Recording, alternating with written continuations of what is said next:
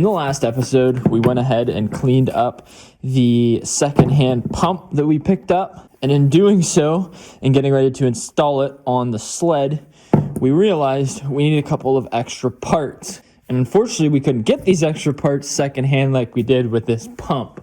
So we had to go ahead and purchase them directly from Arctic. And not only did these take a while to come in, they weren't the cheapest things on the planet, especially this oil pump retainer right here. So with all this, I was thinking to myself, this thing is ready to go back together. But some of you Eagle Eye viewers may have noticed on this used pump that we picked up and on the sled from the stuff that we already had, we seem to be missing one more thing. And it looks kind of like this. And the reason it looks like this is because it's the exact same thing as this. This little brass check valve, which is only there to keep the oil flowing in only one direction and block it off in the other direction. The only reason these things are there is so that we don't get oil leaking past this when the sled is off into the crankcase. But as you can see, there should be a third one coming off of this port right here. So I thought, oh, not a big deal. This little brass fitting here, this check valve, can't be too expensive or hard to find. And I'll tell you, they're not very hard to find, but they do come at a crazy cost. Bruh. Oh my God! And that's where this comes in. Look familiar? Yes, that's right. It was cheaper to buy a whole nother secondhand pump that came with this fitting, and not only this fitting, but a couple extra fittings and this whole bottom oil line, than to just buy one of these oil check valves. But you know what? We're gonna look at the positives here.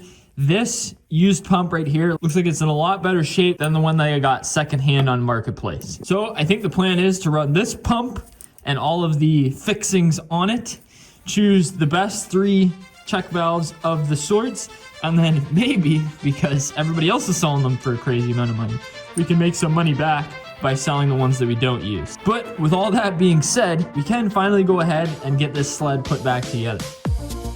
So then, let's get to work.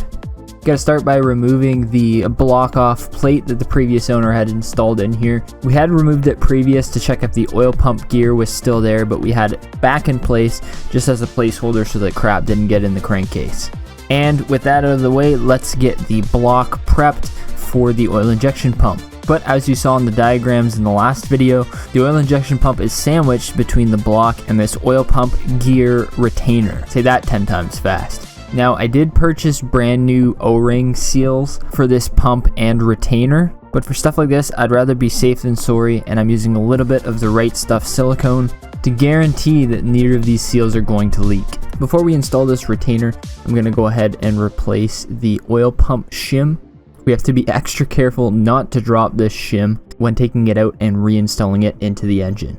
So with the seal installed and a little bit of silicone on the retainer, we can go ahead and install that into the block. As you can see, this retainer basically just guides the oil pump gear so it doesn't move around and meshes seamlessly with the oil pump itself. And speaking of the oil pump itself, time to put a little bit of silicone as well as the seal on the oil pump as well, just like the retainer. And now it's on to the hardest part of this whole process, and that is trying to hook the feed line on the bottom of this pump that we were talking about earlier up to the pump itself. Doing it this way was a bit finicky, but we did end up getting it in and tightening that sucker down. With that connected, we can now go ahead and mount the oil pump. 2 bolts sandwich the pump and the retainer together and bolt it to the block. Then we can go ahead and install the final 2 check valves. These ports are the injection ports and will feed the 2 oil injectors that you can see in the throttle bodies. And with those 2 valves installed, we can now go ahead and install our lines. As you can see, the old oil lines are a bit crusty, so I went ahead and got some new fresh blue oil injection hose, and we're going to get these cut to length. Easiest way to do this is just hold up the old line and the new line together, and this will give you a rough estimate of how long you need to cut the line. And finally, with those lines cut to length, you can go ahead and install them on the pump and route them up to the oil injection nozzle. As you can see here, the one on the right has to do a loop. That's because both of the oil injection lines need to be the same length, otherwise the oil injection is going to happen at different times. So we have to wind this right side into a spiral to make sure that we're using the same length of line on both sides. And that is officially everything done as far as the oil pump goes. Now it's time to move on to installing the oil tank or the oil reservoir. As you can see, the previous owner has completely removed this oil reservoir, which means however many miles they put on this sled with this exposed has gotten this all gross and grimy. So step one is I'm going to go ahead and vacuum out as much of the crap and gunk in this area as I possibly can. Then we can go ahead and clean this up with some brake clean and an air nozzle, of course. We want to try and get this thing absolutely spotless because we don't want any contaminants being injected into the engine through our oil injection system. And with the engine half of the tank clean, we got to do the same thing to the other side of the reservoir. This is the piece that houses the filler neck, as well as the sight glass and the level sensor. Because we're able to rinse this half with water, I'm going to go ahead and spray it with a degreaser. In this case, I'm using Super Clean.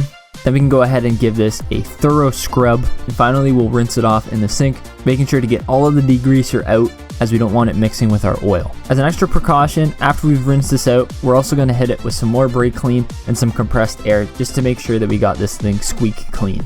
Now that we've got everything cleaned up, we got to prep this gasket surface on both sides to make sure that our RTV has something to stick to.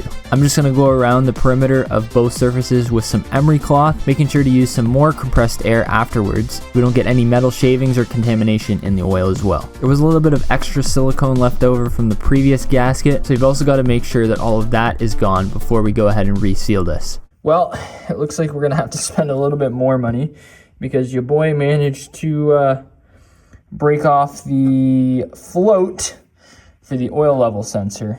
In hindsight, I probably should have pulled that out beforehand, but I thought I had enough room to sneak behind there. I didn't realize they made such a crappy design with this, where there's literally like the smallest little plastic tab that holds that float on there.